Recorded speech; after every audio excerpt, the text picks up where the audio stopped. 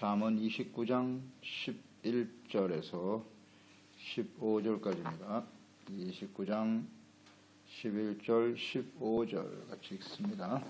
어리석은 자는 자기의 노를 다 드러내어도 지혜로운 자는 그것을 억제하느니라. 관원이 거짓말을 들으면 그의 하인들은 다 악하게 되느니라. 가난한 자와 포학한 자가 섞여 살거니와 여호와께서는 그 모두의 눈에 빛을 주시느니라.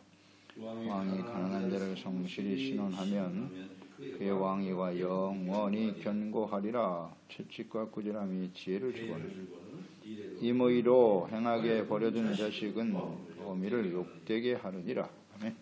지혜로 세우는 견고한 인생. 분노를 어떻게 다스리느냐, 이것 대하는가에 따라서 지혜자와 어리석은 자가 드러나게 되고요.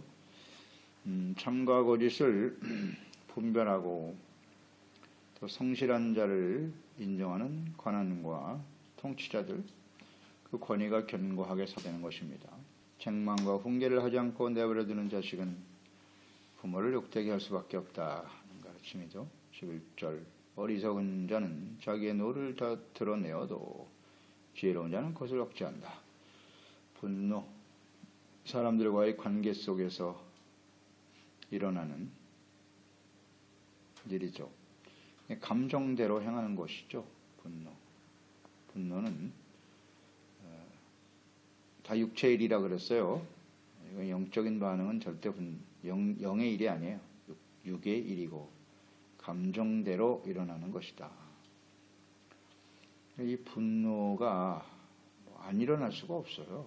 사람들이 서로 완전하지 못하기 때문에 불완전한 사람들이 서로 섞여서 살다 보면은 부딪히게 되죠.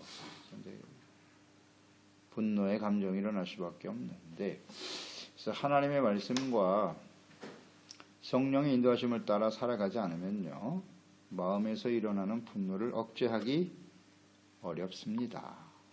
어려운 게 아니라 불가능하죠. 다스려지지를 않습니다. 그냥 나와버리니까요. 스스로의 노를 절제하는 것도 필요하죠. 그게 이제 억제하는 것이 지혜로운 사람이라 그랬는데, 하지만 내가 상대방에게 분을 일으키는 말과 행동을 조심해야 해요. 서로 관계가 있어요.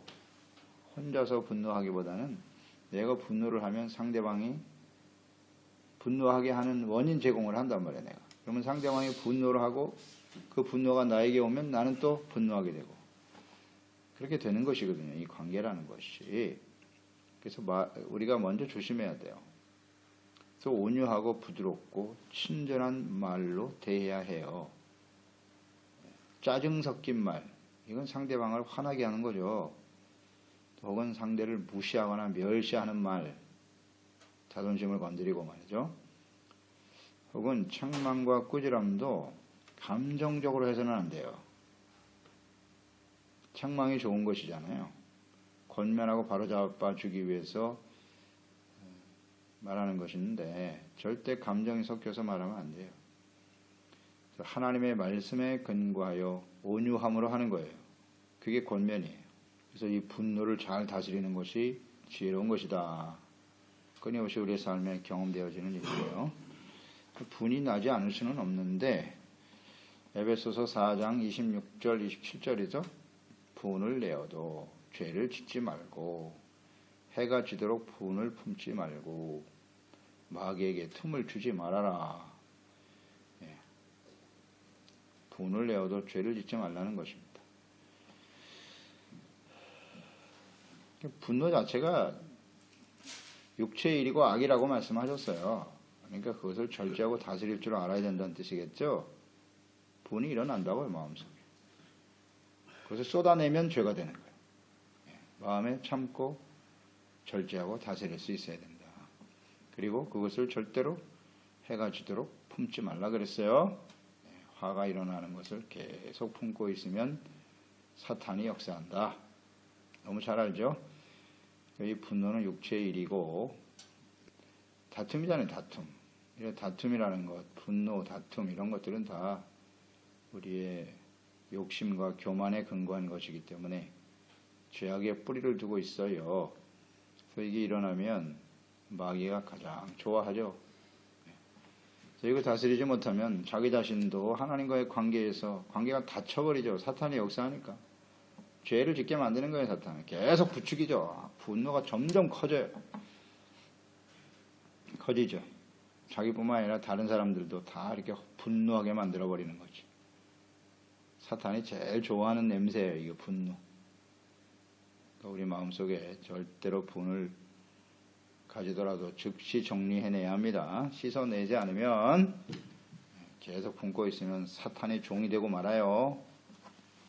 너무 잘 알죠? 그래서 이 분노, 분냄은 육체의 일이고 스스로 죄를 짓는 것이다 라는 것을 깨닫고요. 즉시 버려야죠.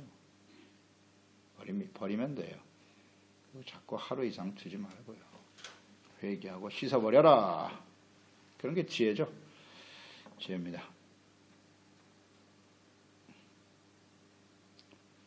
12절 관원이 거짓말을 들으면 그 하인들은 다 악하게 되느니라. 관원, 통치자 혹은 권력을 가진 사람이 거짓말에 귀를 기울이기 시작하면 하인들, 그 밑에 있는 사람들이 다 악해질 수밖에 없다. 당연하죠. 그 하인들은 자신들의 자리를 보존하기 위해서 진실과 사실을 전하지 않아요. 계속 거짓 보고를 하는 거예요. 그리고 그 권력자, 통치자가 잘못된 결정을 하고 잘못된 길을 가도 예, 그것이 옳습니다. 다 거짓말이죠. 지혜와 명철이 없는 지도자, 참과 거짓, 선과 악을 분별할 줄 모르는 이런 통치자 밑에는 거짓으로 아첨하는 자들이 가득하게 되는 거예요. 이건 뭐 언제나 진리죠. 그러니까 진실을 말하고 충원하는 사람들 모두 다 척결의 대상이 돼요. 인정을 받을 수가 없어요. 그런 사람들 다 쫓아버리죠. 망하게 돼요. 결국 그 권력과 권위는 무너지게 되는 거예요. 그렇겠죠. 그것은 뭐 너무나 당연한 일입니다. 당연한 일이에요. 견고할 수가 없어요.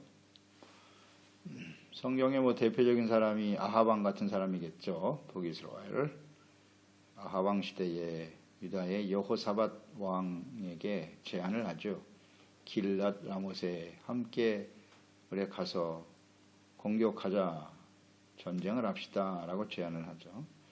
그때에 그게 하나님의 뜻이 어떠한가 물어봐야 합니다. 여호사밧은 하나님을 경외하는 자죠. 그래서 열왕기상 22장 5절로 6절에 여호사밧이 또 이스라엘의 왕에게 이르되 청컨대 먼저 여호와의 말씀이 어떠하신지를 물어보소서. 이스라엘의 왕이 이에 선지자 400명쯤 모으고 그들에게 이르되 내가 길랏 라못에 가서 싸우랴 말랴. 그들이 이르되 올라가소서. 주께서 그 성읍을 왕의 손에 넘기시나이다. 400명의 선지자가 있었다는 거예요. 아하방 시대에. 이 사람들은 뭐하는 사람들이야 다? 모두 다 왕이 가면 승리한다고 그랬어요. 이게 사실일까요? 거짓일까요? 거짓이었죠. 근데 문제는 이 선지자들도 자기가 하는 말이 사실인지 거짓인지를 분별을 못해. 자기가 악을 행하면서도 그게 악인 줄 몰라. 이게 이제 멸망하는 자들의 특징이고 악한 자들의 모습이죠.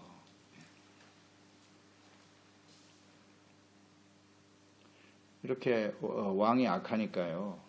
다 거짓말을 하는 거예요. 그때에 참 선지자가 있었으니 미가야 아닙니까? 미가야.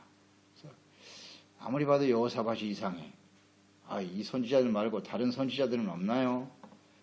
예, 항상 나에게 흉한 말만 하는 사람이 하나 있다. 미가야 선지자를 부르잖아요. 그 신하가 데려가면서 400명의 선지자가 다 이 싸움에 승리한다고 했으니 여출일고하니 당신도 그들의 말과 같이 말하시오. 거짓을 말하라는 거 아니에요.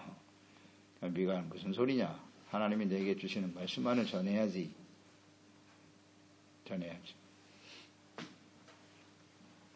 하나님의 말씀을 전하죠. 당신들이 지금 이 상황이 어떤 상황이냐? 하나님의 악한 원수 마귀가 들어와서 거짓말하는 영을 부어주어 모두 다 거짓말하게 하는 거야 지금. 하나님의 진실의 말씀을 들으시오. 미가야 선지자 옳은 소리를 하죠. 그러니까 미가야는 버리죠. 고생의 물과 떡을 먹게 하라. 안 들어요. 이렇게 옳은 말 하는 사람은 버리고 거짓말 하는 사람이 주변에 가득하지. 그 결과 어떻게 됐죠? 싸움에 들어갈 때 뭔가 미가야가 하는 말이 마음에 걸려. 아하방이. 그래서 왕의 옷은 요사밧에게만 입히고 자기는 변장하고 전쟁에 참여하죠. 숨어서. 그런데 하나님의 화살을 피할 수가 있나. 결국 거기서 죽고 말죠. 그래, 그 왕위가 거기서 끝나잖아요. 이게 진리예요, 이거는요. 하나님 앞에 이렇게 자꾸 거짓말에 귀를 기울이기 시작하면 그 밑에 있는 하인들도 악해지고 결국 권위가 땅에 떨어지고 마는 거예요. 끝. 거기서 끝이에요. 이거 모든 시대에 그대로 적용이 되는 거예요. 그러니까 이 통치자와 지도자 관원들은 항상 진리와 사실에 입각한 이게 명철함이 있어야 돼. 이런 걸 깨달을 줄 알아야 돼. 의로워야죠. 정직하고 의로운 사람이 돼야 되지. 법이 뭔지도 모르고 뭐가 의인지도 모르고 오직 자신의 욕망에 사로잡힌 사람들 얼마 못 갑니다. 끊어지게 돼 있어요. 반드시. 그게 진리죠. 그런 걸 우리는 생각합니다. 13절 가난한 자와 포악한 자가 섞여 살거니와 여호와께서는 그 모두의 눈에 빛을 주신다. 가난한 사람과 그들을 압제하고 착취하는 사람이 함께 섞여 살아간다. 그런데 하나님께서는 모두의 눈에 빛을 주신다고 하는 것은 그들에게 동일하게 햇빛을 주신다는 뜻인데 은혜를 주신다는 거죠. 하나님을 버리고 죄악을 선택한 아담과 하와의 후손들 다 악하죠. 악한 자들이 훨씬 더 많아요. 이 세상에는요. 그런데 하나님께서는 모두에게 햇빛과 비를 내려주신다는 거죠. 하나님께서는 하나님의 은혜로 구원받은 자녀들이 이와 같이 이런 하나님의 뜻을 잘 좀 깨닫고 원수 같은 악한 자들이라도 그들을 불쌍히 여기고 사랑하고 축복할 줄 알아야 된다. 그런 의미로 예수님께서 말씀하셨어요. 마태복음 5장이죠. 44절 46절에 보면 나는 너에게 이르노니 너희 원수를 사랑하며 너희를 박해하는 자를 위해서 기도하라. 이같이 한즉 하늘에 계신 너희 아버지의 아들이 될 것이다. 이는 하나님이 그 해를 악인과 선인에게 비추시며 비를 의로운 자와 불의한 자에게 내려주심이라. 너희가 너희를 사랑하는 자를 사랑하면 무슨 상이 있으리요? 세리도 이와 같이 아니하느냐? 이 말씀의 의미가 무엇인지 정확하게 설명해 주셨어요. 원수 같은 사람이라도 불쌍히 여겨라. 사랑하고 축복하라고. 근데 우리는 이렇게 불의하고 악한 자들, 가난한 자를 압제하고 학대하는 사람들이 이 세상에서 하나님의 즉시 제하여 버리시고 없어지면 좋을 것 같잖아요. 근데 그것 때문에 항상 이렇게 때로는 원망하고 불평하기도 하잖아요. 왜 저런 자들을 그냥 내버려 두십니까, 하나님? 응? 그런데 하나님은 그 모두에게 빛을 주신다. 이것은 그들이 진심으로 회개하고 돌아오기를 기다리신다. 누구를 통해서? 하나님의 은혜를 깨닫는 사람들을 통해서, 구원받은 자들을 통해서, 하나님의 사랑과 은혜를 맛본 사람들을 통해서 이루시기를 원하신다는 거죠. 그러므로 이 세상 악한 자들이 가득한 세상 속에서 계속 불평하고 원망만 하지 말고 그들을 위해서 진심으로 기도할 수 있는 사람들이 지혜로운 사람들이죠. 그럼 그런 악을 또 부러워하고 따라가서는 더더욱 안 되는 일이고요. 그래야 우리 인생이 편고하게 세워질 수 있다. 이런 게 지혜죠. 지혜입니다. 14절 왕이 가난한 자를 성실히 신원하면 그의 왕위가 영원히 견고하리라. 이 또한 진리죠. 왕이 가난한 자를 성실하게 재판하라는 거예요. 신원하라. 그들의 억울함을 잘 풀어주는 것이 필요하다. 그럴 때 왕위가 견고해진다. 재판을 바르게 해야 되는 건데 무전유죄, 유전무죄.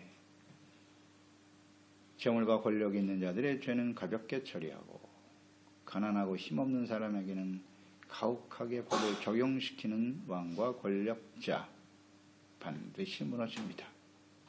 반드시 무너져요. 세상이 다 그렇잖아요. 힘 있는 사람은 다 빠져나가고 힘없는 사람만. 법치라고 하는 말을 자주 쓰는데요. 법치주의라고 하는 건 뭐냐. 힘없고 가난한 사람들이 억울한 일을 당하지 않도록 하는 것이고요. 모든 사람, 가진 자나 없는 자나 법 앞에 평등하게 하는 거예요. 그게 법치입니다. 법치로. 어떤 이유를 붙여서 말이죠. 힘 있는 자는 다 빼어주는 그런 권력은 반드시 무너져요. 절대 진리죠. 그래서 하나님의 자녀 백성들도 마찬가지예요. 하나님의 자녀는 하나님 말씀 앞에 견고하게 세워져야죠. 견고하게 세워져야죠. 힘있고 많이 가졌다고 해서 인정해주고 그들에게 적당히 비위를 맞추고 말이죠. 잘못을 잘못이라고 말하지 못하는 그런 교회, 그런 신앙생활은 결코 오래가줄 수 없어요. 반드시 무너져요. 하나님 말씀 앞에 모든 사람이 다 평등해야죠. 하나님의 말씀을 바르게 들을 수 있어야지요. 올바로 가르쳐야 되는 것이고요. 자꾸 사람의 눈치를 보게 되는 거 아니에요. 힘 있는 사람들 눈치를 보고 그 사람들이 듣기 싫어하는 말은 하지 않고 이렇게 되는 거잖아요. 문제가 되는 거죠. 그래서 우리도 내가 가진 자가 있을 수 있어요. 힘 있는 사람일 수 있고 교회에서 중요한 위치에 있는 사람일 수 있고 혹은 이름 없는 성도일 수도 있는데 우리가 하나님 말씀 앞에서는 동일하게 그 말씀 앞에 겸손할 수 있어야 된다는 거죠. 그게 필요하다는 거예요. 그래야 우리에게 주어진 하나님의 그 권위가 바르게 서는 거예요. 은혜가 계속 부어지겠죠. 예. 절대 교만해지면 안 된다. 그래서 생각하게 됩니다. 권력을 남용하면요 반드시 무너져요. 15절 채찍과 꾸지람이 지혜를 주거늘 임의로 행하게 버려둔 자식은 어미를 욕되게 하느니라. 이 또한 진리죠.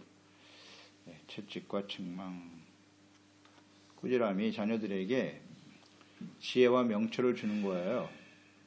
지혜와 명철. 하나님을 경외하는 걸 가르치는 거고요. 그다음 선과 악, 참과 거짓을 분별할 수 있게 해주는 것이거든요. 그 사람의 마음속에는 태어날 때부터 하나님이 없어요. 자기가 하고 싶은 대로 자기 뜻대로 살아가고자 하는 생각으로 가득하거든요. 이것을 잘 어려서부터 깨우쳐 줘야 돼요. 그런 생각과 행동이 올바르지 않다는 사실을 가르쳐 줘야죠. 자기 마음대로 행동하도록 내버려 둔다. 자기가 하고 싶은 대로 내버려 둔다는 것인데 자신의 정욕대로 살아가도록 훈련시키는 거예요. 그건 매우 위험하죠.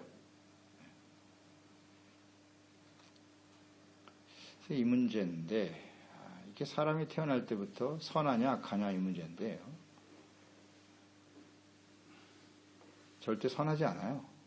아담과 하와의 후손이잖아요. 그걸 잊으면 안 돼요. 얘는 선하고 바르게 살할 거야. 그냥 내버려둬도 잘할 걸. 그런 사람은 아무도 없음. 보세요. 하나님 말씀하시잖아요. 의를 행하는 자는 한 사람도 없다. 의는 없는 거예요. 그러니까 반드시 바로잡아 줘야죠. 그러기 위해서는 기준이 분명해야 돼요. 자녀들을 가르칠 때는 기준이 부모의 뜻과 생각이 아니라 하나님의 말씀으로 기준을 삼아서 가르쳐야 돼요.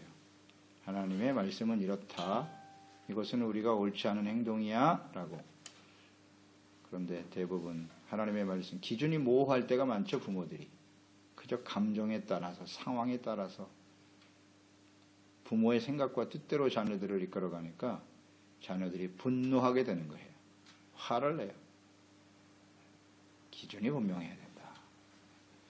그래서 잘 가르쳐주고 깨우쳐주고 올바로 잡아주는 것이 지혜로운 부모고, 방이 많은 자는 반드시 어미에게 욕이 돼요. 부모에게. 그래서 잘 깨달아서 지혜롭게 교육할 때 우리의 인생이 지혜로 견고하게 세워지게 되는 것이죠. 맞습니다. 하나님 아버지, 오늘도 말씀을 통해서 지혜를 얻게 해주셔서 감사합니다. 우리가 언제든지 하나님 앞에서 겸손히 주님의 말씀을 쫓아 따라 살아가는 지혜로운 자들이 되기를 바랍니다. 분노의 감정이 끊임없이 우리 가운데 일어나는데요. 이걸 드러내는 자는 어리석은 자예요. 잘 절제하고 다스릴 줄 알게 하시고요. 우리의 말과 행동이 언제나 은혜와 덕을 끼쳐야죠. 친절하고 부드럽고 온유한 말과 행동이 될 수 있게 해주시고요. 우리의 잘못된 언행으로 혹시 다른 사람들이 분노하여 죄를 짓게 하는 이런 어리석은 자가 되지 않도록 오늘도 저희들을 인도하여 주시고요. 우리가 어떤 위치에 있든지 항상 하나님 앞에 성실하고 또 하나님의 말씀 앞에 모두 다 겸손히 주님을 섬길 수 있도록 도와주시고요. 지혜로운 부모가 되어서 우리 자녀들을 하나님의 말씀과 교양과 훈계로 잘 양육함으로써 하나님이 주시는 하나님을 경외하는 것을 배워 하나님의 사람으로 온전케 되어 주시는 은혜와 복을 누리며 살아가는 지혜롭고 저 복된 인생이 될 수 있도록 도와주소서. 예수님의 이름으로 기도드립니다. 아멘. 잠언 29장 11